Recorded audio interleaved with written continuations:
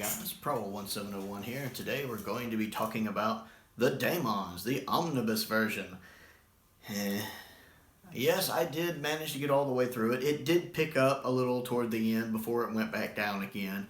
I really struggled with this one. It was an interesting thing to watch. It was the first time I'd watched the Omnibus version. I'd seen the regular episodic version, the 5-episode version, once before when the box set first came out. And I wasn't too enthused about it. I'm not a big fan of the Daemons. I don't think it's bad. It's just very to me. Part of the problem is the I can't figure out if the Omnibus version has the same restoration as the episodic version had for this box set. I don't know if they did or not. I could have went back and double checked, but I didn't because I didn't care because it's the Daemons. But it bothered me less watching the original version because it's a miracle we have it looking as good as we do for episodes 1, 2, 3, and 5. So the fact it looks as good as it does when I was watching the episodes for the first time made me happy because it's better than it's ever looked. And I didn't really notice just how much sharper episode 4 was. I mean, it looks better. It obviously looks better, but I didn't quite notice just how much better when I was watching them each in individual episodes. But you can really notice it when you're watching the Omnibus version because it is done in that movie format like 2017 Shadow where it's just 90 minutes. And when it cuts from the end of episode 3 to the beginning of episode 4, basically, you notice it instantly. Like, I could tell you the exact cutaway where I'm like, oh, I'm in episode 4. Because everything looks so much better. The footage looks so good. Because episode 4 does still exist on its original master tape. It's the only episode from the story that does. And I enjoy episode 4 a lot. It really helped bring this story up for me. I think part of it is the events going on in the story. And part of it is just that the image looks so much better. Night and day better. It's like your glasses were really, really dirty. So you took them off, washed them, cleaned them, wiped them down, and put them back on. Look way better. And then, of course, I can tell the exact shot where it cuts from the end of episode 4 to the beginning of episode 5 because the colors go back to looking meh.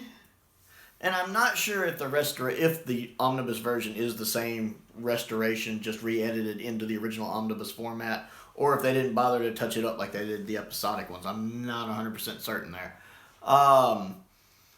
There are a lot of times where flesh tones look off.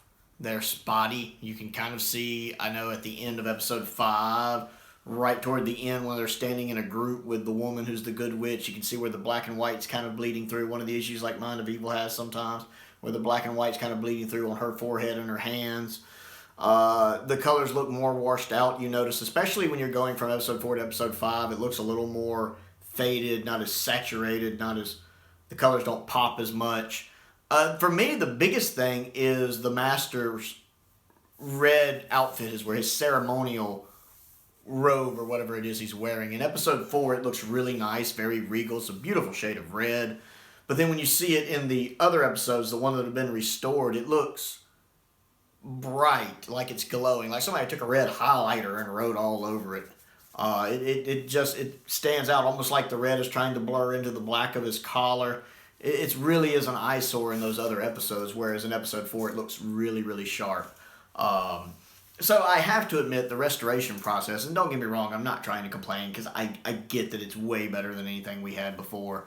But at least for the Omnibus version, it was noticeable and it was causing me some problems, especially since I was cutting back and forth between watching this, and I've been rewatching some episodes of The Mentalist lately because I really like The Mentalist, especially the early seasons, like the first 2 or 3 seasons. It progressively gets kind of worse as the show goes on.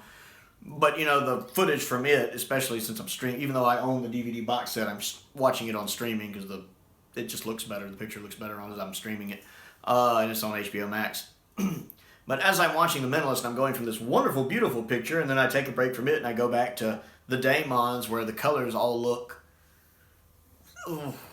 And the weird thing is about the Daemons in those restored episodes, everything looks really kind of hazy. It has almost this kind of pastel haze over it. It was like people who are old enough to remember when you're in like the smoking section of a restaurant and it's really hazy because there's a lot of smoking, especially if there's like some sunlight coming in a window and it kind of has this haze of smoke kind of over the room. It looks kind of like that sometimes where it's just hazy. And that kind of bothered me. Now, moving on from that to, which that was a big issue, but the actual story just doesn't grab me. I just don't get into it. And don't get me wrong, I love old villages like that. I'd love to live in just like an old village like that that's quiet and nice and peaceful. And I suspect that's very much a grass is greener on the other side situation. I'm sure it's not all peaches and cream over there for them. But I just love that as a fantasy in my mind. A quaint little village like that, it just looks wonderful. So I love something like that, but maybe it's because I'm American and not British, so I don't quite connect with the story the way a British person would. I've had people point that out to me before, and they're very accurate. That could be at 100%. But I don't really connect with the stuff going on in it. I love the fact that Unit's in it a lot. I love the fact that Season 8 is really the Unit season. And we get a lot of the Brigadier in this one. We get a lot of Mike in this one. And I love stories where Benton has a lot to do too. Because I always like Benton as a character. I think John Levine is great. And I really like when I see Benton. It's one of the reasons I think I like the Three Doctors so much is Benton has a lot to do. This is another one, especially since he's in plainclothes some of it, where Benton really gets a lot to do and really gets a chance to shine. So I enjoyed the rewatch for that, seeing more of Unit, seeing Benton, seeing Mike, seeing the Brigadier. I liked Osgood, the other, yes, that was his name, Osgood, the other Unit soldier trying to work on the thing, and the Third Doctor getting fed up that they couldn't just read his mind and know how to do it. So the story had some nice things in it. I like, it really did a nice job of showing how much the Third Doctor and Joe care about each other. I like that. The Third Doctor and Joe are always good together. Delgado's always good. I didn't really like the parts when he's doing that. When he's summoning the demon, I don't know why, but that really puts me off. I don't know why, but I don't like that. But other than that, Delgado's great, just like he always is. I like the woman playing the good witch in it. I love the scene when the Doctor's tied up and she's got the Doctor commanding things to get destroyed and Benton's over there taking them out with a silencer on the gun. It doesn't really make sense that he's that accurate of a shot, but when he tries to shoot the Master, when the Master's running away with Betsy, he can't hit him. I don't quite... It's like the Master has some plot armor there.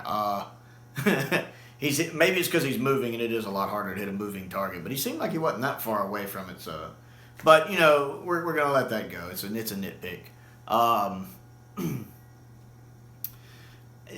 The ending is a bit of a letdown. I really enjoy episode 4 a lot, not just because it looks so much better, but I do enjoy the story in it. For some reason, what's happening in the story there I like. Though I did want to strangle Jo when she jumps out to save the bird. I mentioned this in my original review of the story when I watched it. But when she jumped out of hiding and endangered her and Mike to save a bird they're about to sacrifice, going, no! Literally, out loud, my first time watching the story, I was like, oh my God, you dumb bitch. Like, the first time. I would have, if I was Mike Yates, I'd be like, it's a bird. It's like these people that cause a 26-car pileup on the interstate because they saw a woolly caterpillar in the road and swerved to avoid it. It's a bird. So yeah, that really bugged me. It's not often I have something Joe does that just makes me want to go, but that one, that yes. And then the ending, whatever the main demon's name is at the end. One, of course, it's the same guy who voices Omega. Steven, I believe is his name. And it's very obviously him. And even though this episode came first, I only saw it recently, last year for the first time. To me, I associate that voice with Omega because it's a very distinguishable voice. I have the same problem with the end of Hand of Fear when he's playing the male Eldrad. I identify that voice with Omega. So when I hear it, I'm not hearing this character, I'm hearing Omega. And I can't get that out of my head, and it pulls me out of the story a bit. Plus, his makeup just isn't done well. The face part is fine, but he looks skinny and chubby at the same time, like a bit of a belly, but I can see his ribs. He needs to go to the gym. And then the whole ending where this great demon with all this power is destroyed because he blows a fuse because he can't understand that the Jo might sacrifice herself for the Doctor. It seems very contrived. Very Deus Ex Machina. Very, don't worry, we'll resolve this in the 6th episode. But there's only 5 episodes. Oh. They beat him with love. Trust me, when they were writing Closing Time, somebody had definitely seen the Daemons and said, how do I finish Closing Time? They beat them with love, just like in the Daemons. They were watching the Daemons and went, it's not counted. It doesn't count as ripping off if you're ripping off from the same show. Which is Chris Chibnall's, thing too. As long as I'm ripping off from other Doctor Who, like Russell's era and Pirate Planet and Moffat's era, we're good. So yeah, I felt the ending was a little, the church blowing up was a cool scene, and I don't mean that I like seeing churches blow up, hold up. Just the actual shot in and of itself. I know at the time the BBC got a lot of complaints because they thought they had really blown up the church. And while with much better TVs you can tell it's a model shot, it's still a pretty impressive explosion. And I could definitely understand what the TVs people had at the time going, oh my God, did they just... So that was a pretty impressive effect, I will admit. So yeah, if I was going to watch it again, I would probably watch the episodic version. Even though it is 20 minutes longer, God help me. Just because I like having the actual cliffhangers for one. To me, the cliffhangers do kind of add to the story. Because there are some pretty good cliffhangers in it that I like. And they kind of add to the story. But also because there's no way I could just watch it all the way through in 90 minutes. I'd have to take breaks anyway. And when I was taking breaks watching the Omnibus version, it frustrated me because I wanted to get it done because I wanted to get the video done. And so it took me like 4 days to get it all done. So it was irritating me. Whereas if I was doing it by episode, I'd be like, okay, 1 episode down, 4 to go, 2 episode down, 3 to go. It wouldn't bother me as much. It was really hard going. I watched like the first half of it in one go. It was like I was like 44 minutes in when I took my first break and watched some of The Mentalist. But when I went back to it, I specifically remember my second watch of it. When I went back and started watching some of it for the second time, I made it 4 minutes. 4 minutes. I was 4 minutes in before I was like, so basically from 44 minutes to 48 minutes, right up in there, I was like, ooh. And then I made it, it took me like 3 more times just to get to like 58 minutes. And then that's when I stopped. And that's when I got in the mindset of, I don't know if I'm going to be able to finish this. I might have to do a video called My Failed Attempt at Watching the Daemons Omnibus Version. I almost did that. I was about to make it, and I was like, you know what? For some reason, I seem to remember it getting better. I seem to remember liking episode 4. I know the quality of the film gets better. And so I went ahead and went back and started watching it again. It wasn't that long after that. It did click into episode 4. And the better picture and the story improving did get me through the rest of the story. And I was able to get through episode 5 since I was almost done. Anyway, but yes, I will definitely, when I watch it again, because it's not unwatchable. I don't hate the Daemons. I just find it extremely uninteresting. I don't connect with it. You ever had that story, you don't actively hate it, you just don't quite click with it? I'm sure for a lot of people that might be, say, Colony in Space. You guys know I love Colony in Space. But I think there's a lot of people out there, they don't think Colony in Space is bad. They just don't find it interesting. That's how I am with the Daemons. I don't think it's bad. I just don't find it interesting. I don't click with it.